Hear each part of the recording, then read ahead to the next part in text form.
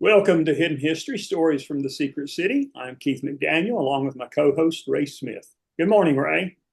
Hello, Keith. How are you today? I'm good. I'm good. We've got one of our friends with us today, don't Yes, we do. We've we? got Gordon. Yeah. Yeah, Gordon Fee's with us today. Gordon and I go back a ways to Y12 when he was first the manager of Y12 and then the president of Lockheed Martin, Martin Marietta, then Lockheed Martin. And at that time, Gordon, you had all the facilities in Oak Ridge plus Paducah and Portsmouth as your responsibility as a contractor. But since Gordon retired, he's been a strong advocate for history, for historical tourism in Oak Ridge, and he's been involved with the state, with education, significant involvement there over a number of years. And most recently, Gordon has made the recommendation that we recognize Bill Wilcox by naming the just completed interpretive center at the former K-25 site, Mhm. East Tennessee Technology Parks Heritage Center now, very near the K-25 Atomic History Center. But Gordon was thinking about Bill Wilcox and thinking how we could honor him. And he made that recommendation, and it was accepted by all people that we talked to about it. And that's what we're going to let him focus on today. Gordon, we're really glad to have you with us. Thank you, Ray. Thank you, Keith. Glad to be here. Gordon, before you get started, I want to share a moment. Um, and when I saw where we're going to have Gordon on today's podcast, I was a little bit relieved because sometimes we have people on and we don't know how much they're going to talk. And I tell this story. I said, and when I was doing the oral histories for the Center for Oak Ridge Oral History, I interviewed Gordon as a part of that project. And I tell people, I said, yeah, I asked Gordon the first question, and 45 minutes later, I got to ask him the second one. So, That's a good story. oh, Oh, anyway, yeah, sorry. yeah. You guys and some of the others in town love to take these stories. It seems to me I forget them all the time. I just don't remember that, Keith. Well, Gee, it's all right. Select, It's all right. select. I didn't have to do very much work, is what I'm saying. You know. Oh, okay. Well, let's get Gordon started. All right. You can start anywhere you want to, Gordon, but let's focus on Bill Wilcox today, okay? you bet. Hey, Because let me suggest you might want to even go back to when you first met Bill. That's a good story about how you came to Oak Ridge and what you got to do when you first went to work. I'll do that, Ray. He was such a special man for the community, Yeah. a special man for the plants, and for me, my mentor for 47 years. And he's just an incredible individual and carried with him an awful lot of the history of the plants in Oak Ridge. Uh, Bill started in the Manhattan Project, had the number 297 badge, so he was one of the very early people to come on board. He was first recruited out of college. His college was William and Lee in Virginia, and he graduates in chemistry and goes to work in Rochester, New York for Tennessee Eastman. And his first job was to do some chemical work on uranium. At that time, uranium was a term that very few people knew about the element, and very few people knew that it had the capabilities invented back in the early 40s of being a very potent energy source, and it led to the first bomb, as most of us know. Bill transfers into Oak Ridge after only a short run in Rochester and arrives in Oak Ridge to the Y12 plant. as a junior chemist. He was quickly put to work on studying and continuing his studies on uranium, and to be one of the first persons that really understood that this material was going to end up at Los Alamos to be used in a defense way. So Bill is just one of the few people that Ray and I have known over the years that really understood the history of this place all the way going back to 1943, 44 time frame in there. He actually physically processed the uranium that was used in Little Boy, the bomb that was dropped on Hiroshima, that allowed us to move toward ending that great, terrible war in World War II. And so Bill is then a very special person from the technical standpoint of being right there in the frontiers of the war effort. He always told the story that his father was a chairman of the draft board in Allentown, Pennsylvania. And when he heard that his son was, in his mind, dodging the draft by going and hiding in Appalachia in Tennessee, he was very disturbed. The father was very disturbed and wrote him a very nasty letter, a letter that Bill kept to his dying day. And he felt so bad about that letter that he kept it. And then when the war finally ends and the bombs dropped in early August of 45, he had to turn around and write him another letter and apologize for what he had said. But Bill thought that he really represented an awful lot of people who were drafted into working on the Manhattan Project. Over 100,000 of them across the country. The country really, from an industrial standpoint, came behind the Manhattan Project. We love to talk about Oak Ridge and Los Alamos, but in reality, it took the industrial might of the country to make things happen and produce uranium. So the war ends, and Bill immediately began working at Y-12 on looking for other methods to provide this material, the enrichment of uranium that was being terminated at Y-12 and transferring all of its knowledge and output to the K-25 plant because it could put throughput a lot faster, more efficient, and less costly. And so Bill spent his 4 or 5 years up until 1949 at Y-12 looking for ways to reduce cost of enriched uranium. And he comes to work in 49 and is transferred to the K-25 plant to assist in the rapid expansion that was going on in the enrichment business, the gaseous diffusion business of K-25. And he spent the next 4 or 5 years deeply engaged in the fact that the country was rapidly moving to expand its capability in the gaseous diffusion world. Not only did it build 5 more processing buildings on the K-25 site, K-27, 29, 31, 33, I can't count because that's 4. I think there were 4 only. But at the same time, the country builds 2 completely new diffusion plants, a replica of K-25 at Paducah, Kentucky, and Portsmouth, Ohio.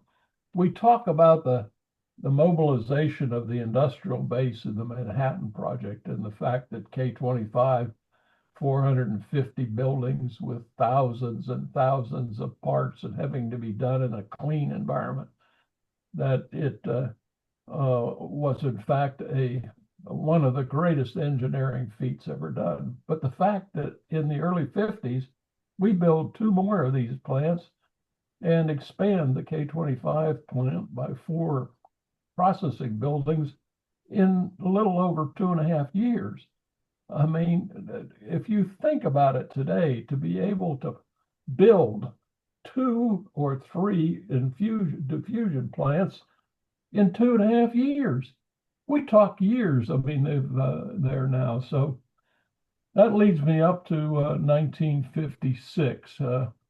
Bill is working as an assistant to the vice president of the K-25 plant, Paul Vanstrom, and he also is in touch. I mean, he's in charge of a program for new employees, and that's where I entered into learning about Bill Wilcox. My story goes that in the spring of 1956, I'm destined to become a permanent military officer following in my father's footsteps. And he had been a career and was a career military officer, and I intended to do that. I was in ROTC at Penn State University for 4 years. I graduated as the battalion commander of all the ROTC programs at Penn State, and was destined to win. Well, because I was going to be a permanent officer, I had to take a special physical. And with that physical, they took us, 6 of us, to a nearby military base to have the physical. And along about 11:30, things are going fine. But about 11:30, the old sergeant who was taking us around said, "Oh my God, I forgot the cardiologist got a tea time at 1 o'clock.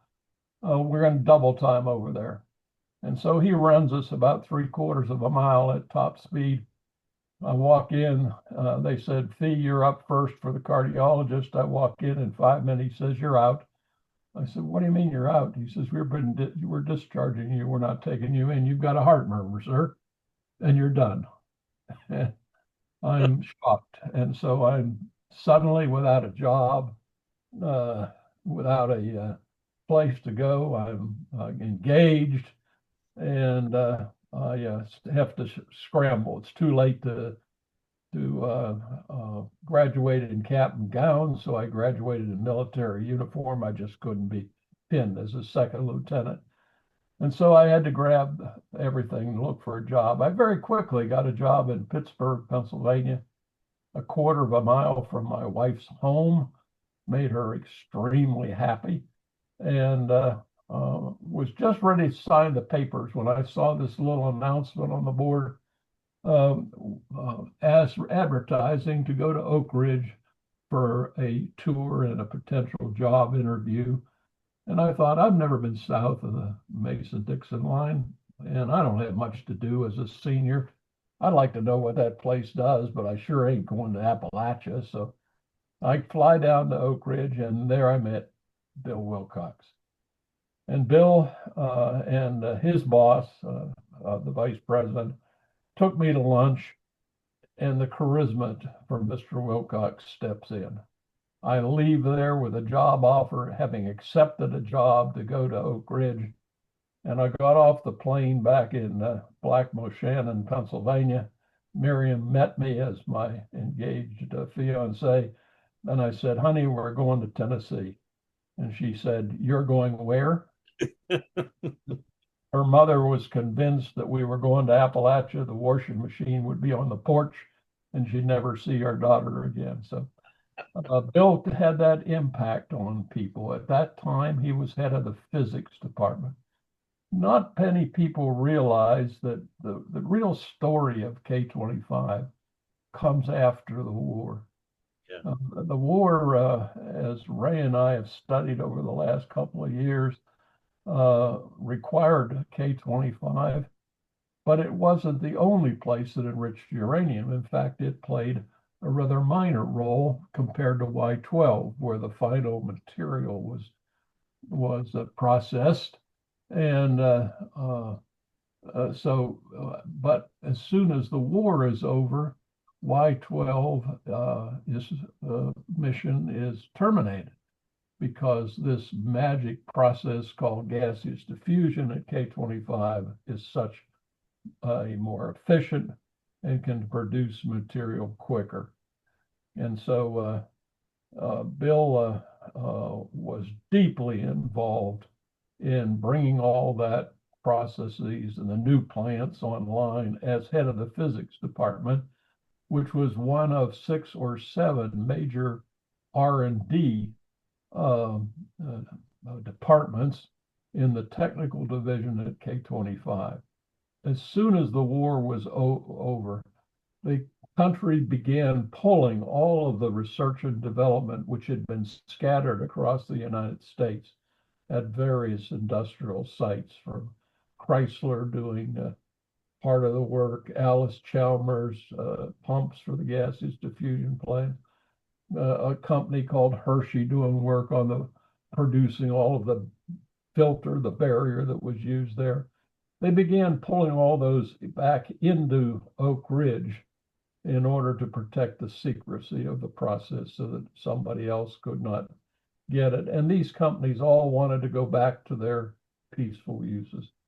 And so Bill was using his knowledge of uranium, and he helped bring those processes online. But as I said, he also was in charge of the program that brought me to Oak Ridge, and that was, instead of assigning you to a specific job as a new hire, they offered us the opportunity in order to move from one research and development department to another. And so you could move from mechanical to chemical to physics to theoretical to barrier, and decide then where you wanted to work, not just where the company wanted you to work. And that really enticed me to come. And Bill's charisma sold that program.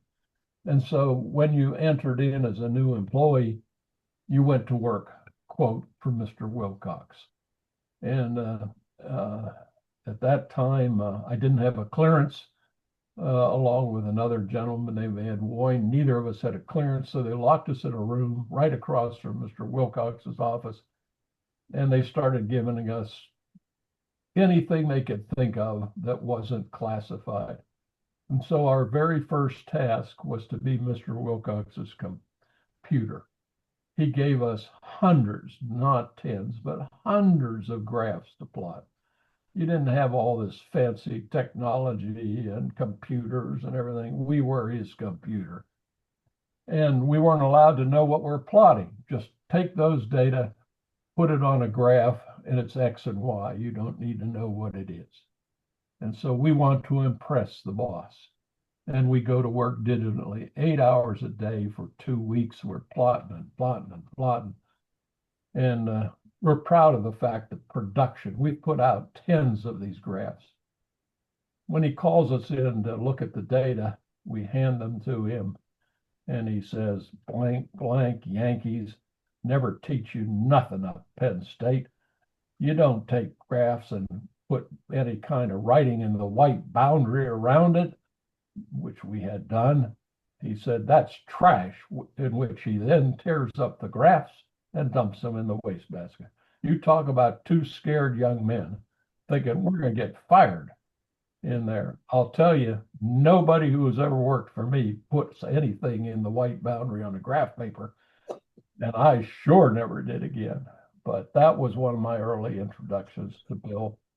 He goes on as a very astute technical person, but at the same time, he's going to school at the University of Tennessee to become a master's degree in business management. In that era, you didn't have to go to Knoxville to go to school. You could go to night school at Oak Ridge. The famous yellow buildings behind the federal building still exist today. And since the boss was doing that, I decided I need to do that too. And so I enroll mine in nuclear engineering, and over 6 years, I get my night school degree in nuclear engineering and did a thesis, which was required for the master's degree in that time, in nuclear engineering as a digital model of a gaseous diffusion plant. And the day after I defended it for the professors at the University of Tennessee, who had to be cleared just for me, the day after, I'm not eligible to see it. That was the last time I ever saw that document. And frankly, I'm glad it was the last time because I was sick of it. But Bill encouraged me to go to school. He encouraged all of us. And he had two really other traits that he wanted to pass on to people. And that is, if you want to progress in management, volunteer for everything. Don't ask what it is. Don't ask what the requirements are. Put your hand up and volunteer. And I adopted that. And they got me into trouble sometimes, I'll tell you that. But it really helped instill in you a work ethic of do it right and volunteer for everything. And that stuck through my life with Bill. He is moving up the technical ladder. They're still searching with the research and development team for ways to decrease the cost of this operation. But in the mid 50s, a program called Atoms for Peace is announced by President Eisenhower. And Atoms for Peace was sort of the beginning of use of enriched uranium for things beyond defense. And Bill becomes a part of helping the country with using enriched uranium for other means other than defense, other than bombs and missiles.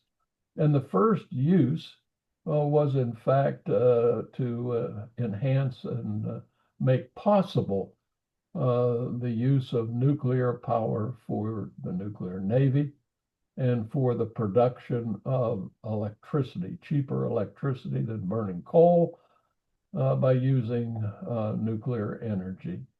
And so suddenly the need for enriched uranium has moved beyond defense into the production of material that became the backbone and the fuel for our nuclear energy program. The K-25 plant fuels the Nautilus, the first nuclear submarine.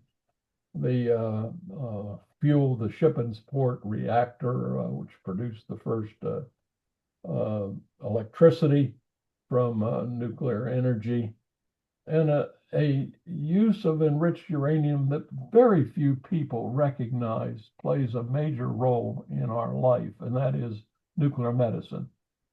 Without enriched uranium, some of the key isotopes used today, every day in the world, would not be possible. The molybdenum-99 isotope is one of the most prevalent uses. It is for medical reasons, diagnosis of cancer, treatment of heart disease, and it would not be possible without enriched uranium. And the first enriched uranium medical isotopes were produced using material from the K-25 plant. And I'm violating Keith's rule by not letting you guys even ask a question. So with that, I will let you ask the question right here, Keith. No, I'm good. I'm good. Well, I appreciate that background. I think it sort of sets the stage for how important Bill Wilcox was, not only in your life, but in the transition of the K-25 plant. I know that it went on to have some major upgrades, and he was the technical director for both Y-12 and K-25. So Bill played a significant role in the post-Manhattan Project era in Oak Ridge of the Cold War. And of course, he went on and eventually retired, but he came back as a consultant and started doing strategic planning. That's where I met him when he first did that for Y-12. So Bill had a long career in Oak Ridge. And as you know, after retirement, he became the first historian for the city of Oak Ridge. and continued in that role until he passed away. So let's transit. Oh, Keith, are you going to say something? I was just going to say, I've made 16 documentary films. 6 of those are about Oak Ridge, and Bill. I think Bill may be in every one. No, he's in at least 4 or 5. Seriously, I tell people this. If it weren't for Bill Wilcox, I would have never been able to do the work that I did as far as documenting Oak Ridge history. He was vital, and I interviewed Bill more hours than anybody else that I've ever interviewed, and so he was a staunch advocate for the accuracy of history of Oak Ridge. That's what it was. It was not just telling telling a great story. It had to be accurate. It had to be and it had to be relatable. So anyway, that's all I wanted to say about that. I think you're right on, Keith. One of the traits that I always remember, and that everybody in the community, and Ray Smith and I in particular, is the desire you better be accurate and you better know your source. And his deep love of history, he always told me, started when he was a freshman at William and Lee. His dad would drive him from Allentown, Pennsylvania down to Virginia, but they couldn't just go down the road. They had to stop at every Confederate battleground, and his dad would tell him the story of that battleground. So he became interested in history long before he shows up in Oak Ridge. But as you say, one of his traits was you can tell the story, don't embellish it. Yeah. And I think Ray has been the one end of the spectrum. Ray's a great, wonderful storyteller in his own right, and he and Bill will often debate whether it was traceable to some document. And most of us know that there was these stories out about the spy in Oak Ridge, and there's been a book recently about the one documented spy. And one of that story that is with the spy is that he had a Jeep, and he went to all 3 plants as a health physicist. The spy did. Bill would shake his head. There's no proof that anybody ever had a Jeep and went to all 3 plants. Well, the young lady who writes the book got a hold of the FBI documents on the investigation they did in the 50s. And they, in fact, claim he did have a Jeep. And Bill read that, and he said, show me the documents. And they never could. And so even to his dying day, he never believed that story. It wasn't exact enough for him. And as Ray said, the history component really starts in the 80s. And as he's moved in 1981, he is pulled into the role of being the executive assistant to the president of Lockheed Martin Energy Systems. So along the way, this great gentleman who had more influence on my life than my dad even, suddenly goes to work for me. And it was sort of a reversal of things. But neither one of us thought about Bill was working for me, I assure you.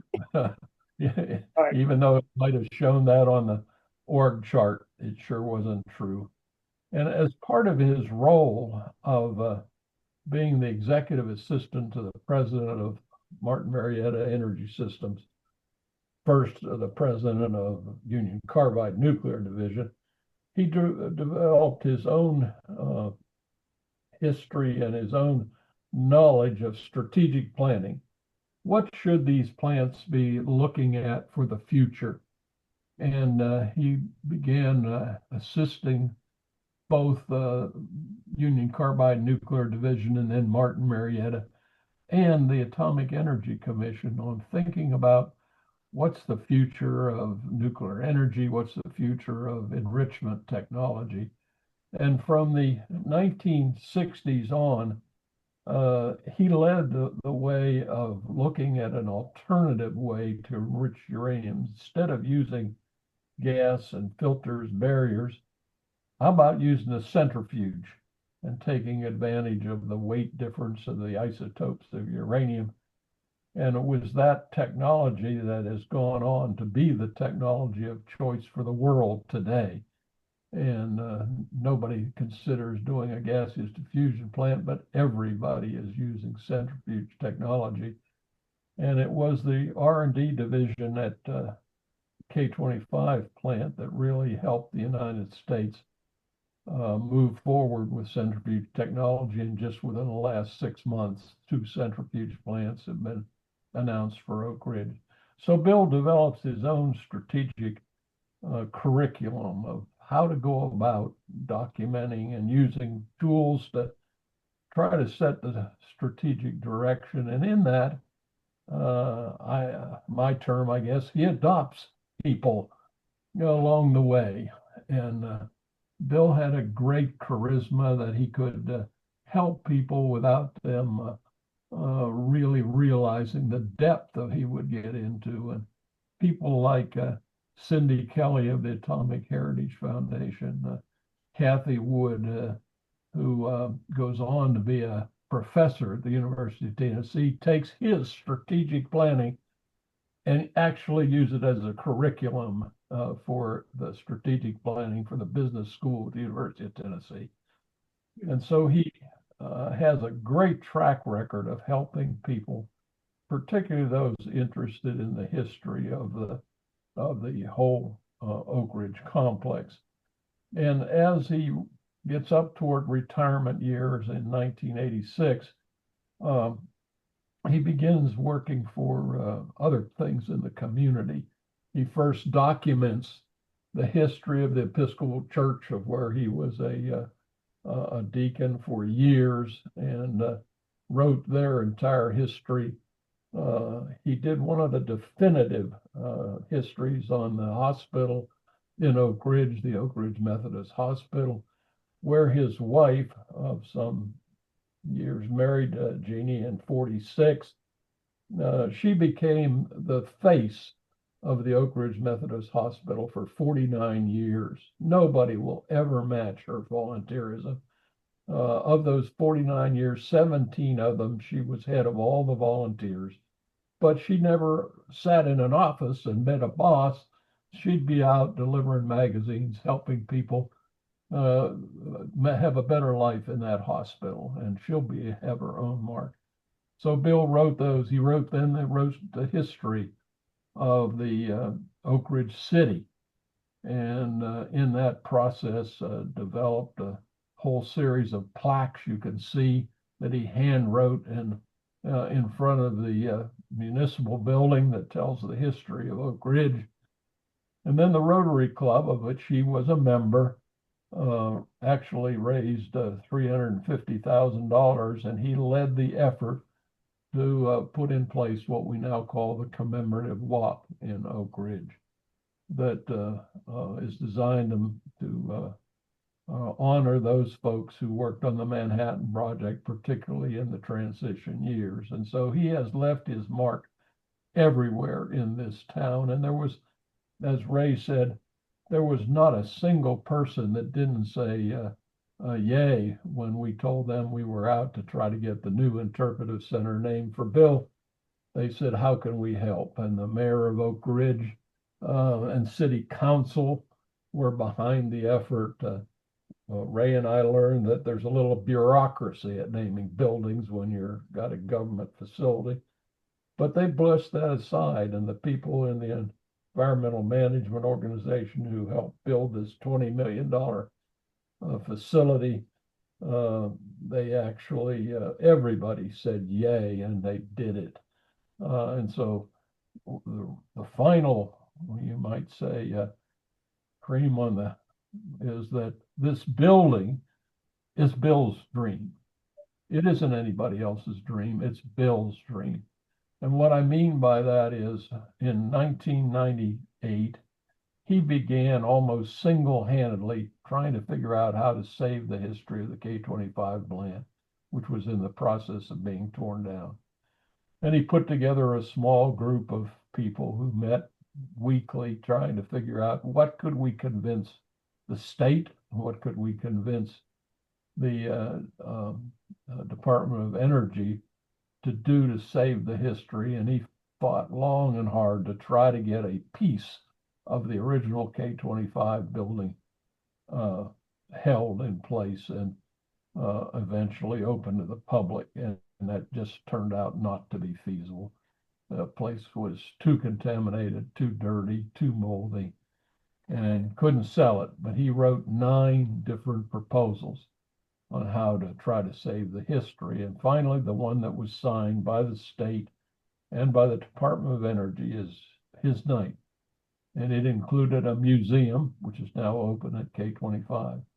And in his dream, the museum would have a tower that you could climb and then look out over this vast number of acres that had been the K-25 building.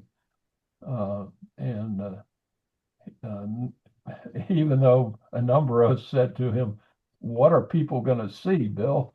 And he said, "They will see that this is how large this was and what it took. We'll tell them that story." And so now we're telling them that story. And the future is yet to be seen at the interpretive center because the markings of where the building aren't up yet, but they will be, we believe, in a year.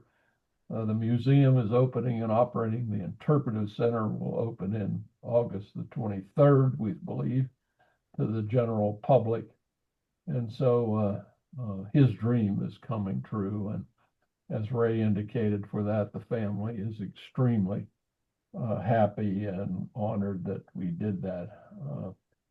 He's got a remarkable career, and it's got so many different elements. It's hard to tell the story about Bill. He sort of stands as the leader of the band when it comes to the 12,000 people who worked at K-25, hundreds of research and development people under his leadership. And so there's just no reason that anybody would object to the interpretive center being named for him. And now our goal is to take that dream further and really tell the story after the war. Everywhere people are very good at telling the construction story, but the real story, as we've tried to say today, from K-25 is post-war and the war, after the war, and the technical things they did that Bill was right in the middle of leading. And so his dream is coming true. And he really is an icon for the city. And Ray and I now are off on the dream of trying to get a statue for him to be put in the interpretive center, a statue that would be built by the students of Wildcat Manufacturing at Oak Ridge High School and 3D printing and all those fancy tools. And if Ray's dream comes true, the statue will talk to you and have a conversation with you using AI. And we're going to make that happen, aren't we, Ray? Absolutely. I look forward to that being one of the first that we have in Oak Ridge that has that capability. And I'm confident that we have the technology to do it. And Oak Ridge ought to be the place to demonstrate. And Bill ought to be the one. So I'm delighted that we're moving down that path. And you and I are going to meet within the next week or so with Mark Buckner. And I think at that point we will be able to determine just how quickly can we move to that technology where the artificial intelligence has a conversation with you. And as you know,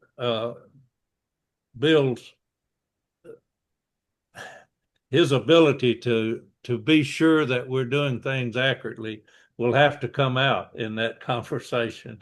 And again, artificial intelligence, And Keith, we may need your help here. They'll use Bill's voice. So we need to actually get some of the recordings that we have of his voice and let them pull from that so that you can actually have that conversation. And you'll Yeah, be we're so lucky to have those films that Keith did. We used the History Museum in Oak Ridge runs some footage of those for every tour group that goes through, and they enhanced it a little bit for the Wilcox factory and pulled various pieces of him talking, and Kitty in particular was taken back by that and said it was made her entire day to see her daddy talking again. And he was on several national shows, as you know, in the History Channel, and he received numerous awards. But the one that he kind of liked the best, and he wouldn't agree to that, he'd say they were all equal, but the one he really liked the best was the one was given for tourism. Bill was the first one to have a dream that Joe and Sally from Peoria, Illinois, would come to Oak Ridge to learn about our history and what we're doing today to make it a better world. And he had Joe and Sally going to all of his stories, in all of his stories. And he wrote the first strategic plan for historic tourism in Oak Ridge. And so the award that he liked best was the one they gave him from the state tourism organization that included with it a high-speed run around the Bristol Speedway.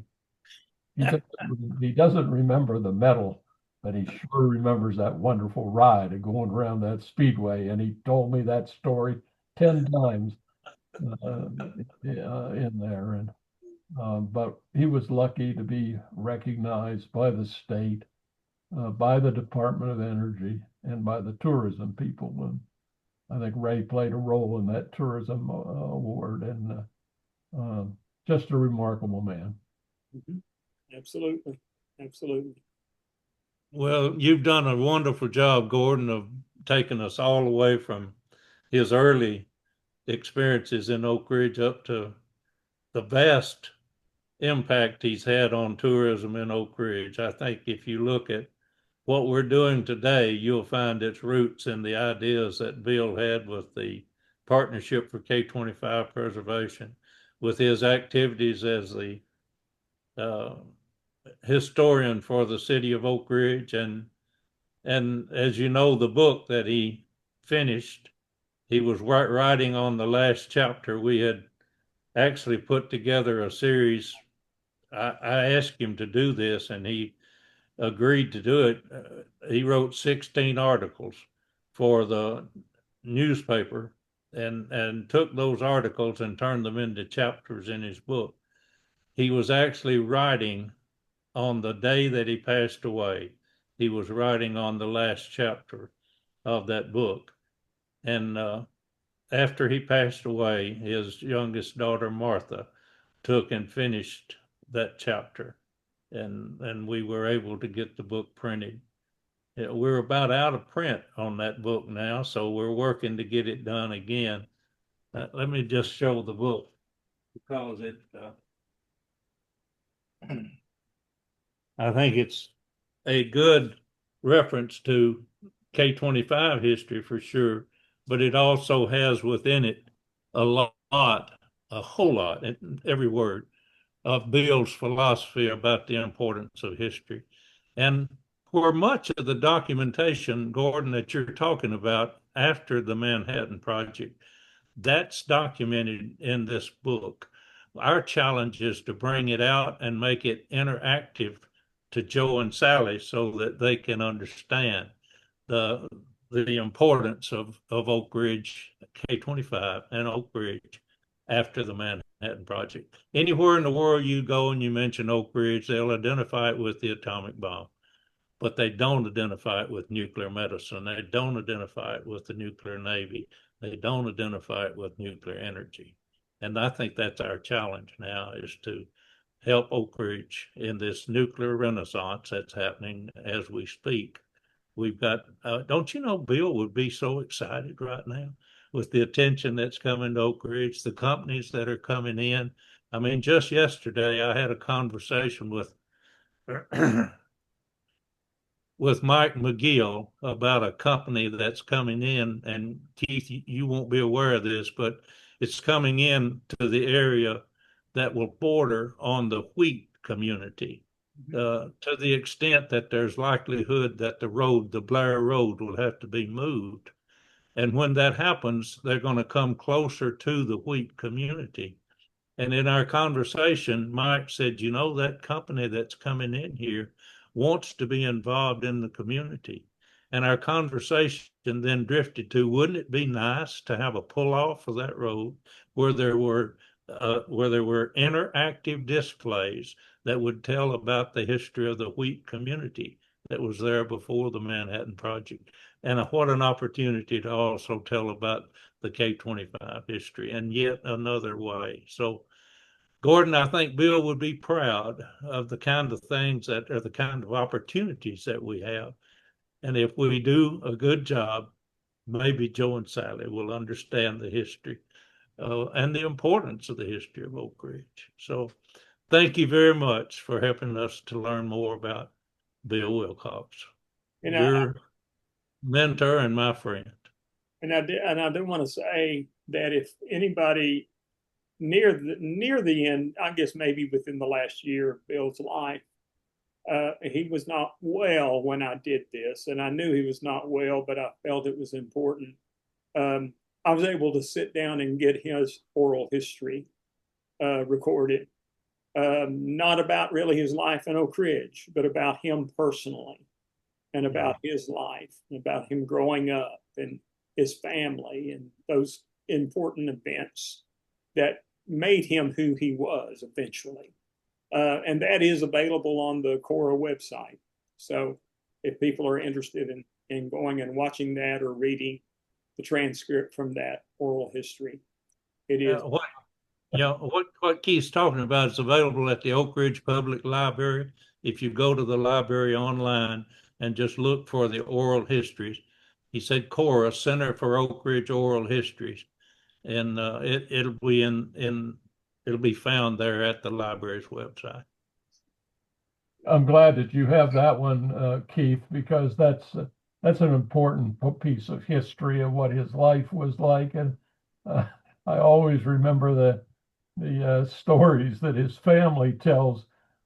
He became so interested in tracing the history of his family and then of Jeannie's family that he actually wrote 8 different volumes of the history of the families, and he would give them to the children every Christmas. And finally, as I understand it, there was an intervention, and Billy was assigned the task to say, Dad, could we just have a box of chocolates instead of another book? He was already back to cousin number 7 on his wife's mother's side, and they were just loving the books, but said it's enough is enough. How funny. How funny. All right, well, Gordon, thank you so much for being with us today. We really appreciate it. And it's good to talk about our friend Bill Wilcox. So thank you, Keith. It's always a pleasure to be here. All right, folks, thanks for watching. We'll be back in a couple of weeks with a new Hidden History.